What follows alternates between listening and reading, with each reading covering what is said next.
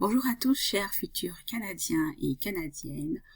Je vous reviens aujourd'hui avec une autre excellente nouvelle. Elle concerne l'annonce faite le mardi dernier par l'honorable ministre fédéral de l'immigration, Sean Fraser, qui annonce que Ottawa souhaite accueillir 500 000 immigrants par année d'ici 2025, donc environ un demi-million d'immigrants par année d'ici 2025. Donc, dans la même lignée, je vous avais indiqué que le Canada fait face à une forte vraiment pénurie de main-d'œuvre. Donc, pour répondre à ce besoin, ils ont mis un plan donc pour pouvoir accueillir ces 500 000 immigrants par année. Donc, voilà en quelques mots, le ministre Sean Fraser a affirmé mardi que ces nouveaux seuils étaient nécessaires pour assurer la prospérité économique du Canada alors que le pays est aux prises avec une importante pénurie de main-d'œuvre et recense environ 1 million de postes vacants.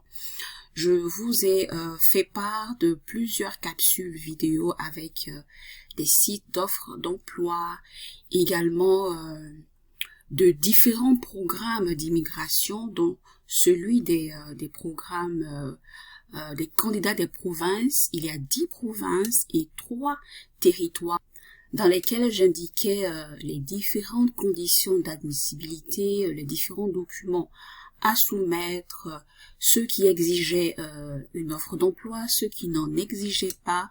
Donc vous pourrez les parcourir à nouveau et être à mesure de soumettre vos différentes demandes.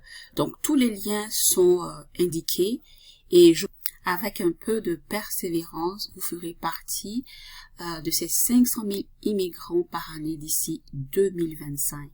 Donc, ne manquez vraiment pas ces agendas, tous ces différents programmes, toutes ces dates pour faire partie des prochains arrivants. Je vous montrerai également une vidéo d'un reportage de ICI Radio-Canada qui parle également de la même thématique. Et je le répète encore, à vos résolutions répondra le succès. Allez, portez-vous bien, bye bye et bonne écoute. Madame Garnier, bonsoir. Bonsoir. Ottawa, donc, présente aujourd'hui l'immigration comme étant une solution à la grave pénurie de main-d'œuvre. Hein? C'est l'expression qui est employée, qui sévit au Canada. Est-ce que pour vous, c'est une vraie solution? Comme votre collègue Andréane l'a dit tout à l'heure, je pense que l'immigration fait partie de la solution, puisque le Canada se trouve dans un processus de vieillissement démographique et fait face à un nombre record de postes vacants. Donc, dans ce contexte, le Québec fait pas particulièrement bonne figure puisque la transition démographique ici est peut-être encore plus accélérée que dans d'autres provinces du Canada et que on a une pénurie de main-d'œuvre très importante, que ce soit à Montréal ou dans les régions comme ici à Québec où la pénurie est très forte. Aussi, on voit que là, les cibles se portent sur l'immigration permanente. Or, ce qui n'a pas été mentionné ni par les ministres fédéraux et provinciaux ni d'autres, c'est que l'immigration temporaire contribue considérablement à alléger les problèmes structurels de pénurie de main-d'œuvre auxquels on fait face. Et l'immigration temporaire est très supérieure à l'immigration permanente, aussi bien au niveau fédéral qu'au niveau provincial. Mais cela dit, si on demeure sur l'immigration permanente, de passer de 400 000 en 2021 à 500 000 en 2025, est-ce que c'est réaliste comme cible? C'est une augmentation très rapide. Je dirais que ce dont il faut tenir compte pour le moment particulièrement, c'est l'engorgement dans le délai de traitement de l'immigration, qui fait que les gens sont très frustrés parce que ça prend très longtemps pour atteindre le stade de résident permanent. Donc je pense que si la volonté c'est d'accélérer cette tendance, il va falloir embaucher encore sans doute plus de gens que ce que Sean Fraser, le ministre de l'Immigration fédérale, a déjà annoncé, puisqu'il a déjà annoncé qu'ils allaient embaucher 1250 personnes à IRCC, l'immigration fédérale canadienne, pour accélérer les demandes de traitement.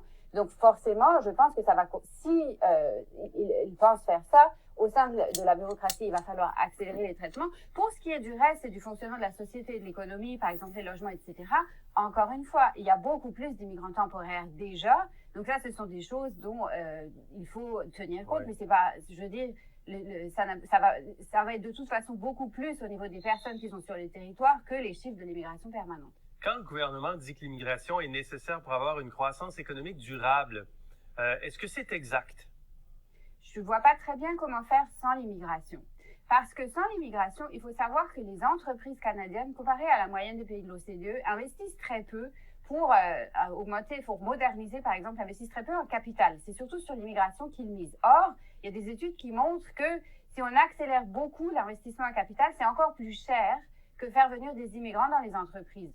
Donc, si on veut faire autrement, il faudrait complètement revoir le modèle économique, en fait, canadien. La nouvelle ministre de l'Immigration du Québec, Christine Fréchette, dit que c'est le Québec qui doit déterminer ses cibles. Le seuil de 50 000 est celui qui respecte la capacité d'accueil, de francisation, d'intégration.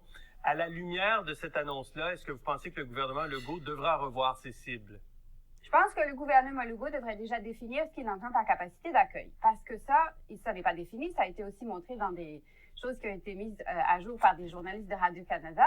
Et c'est quelque chose d'important. Ensuite, il faut voir, est-ce que c'est vraiment dans l'intérêt du Québec d'avoir un décalage aussi important entre le reste du Canada et du Québec, puisque si l'immigration croît moins vite ici, on se place dans un système démographique où le Québec a un poids démographique moins important et donc perd aussi du poids politique, puisque ça diminue. Par exemple, il y a des enjeux en termes de nombre de sièges pour la représentation du Québec au Parlement.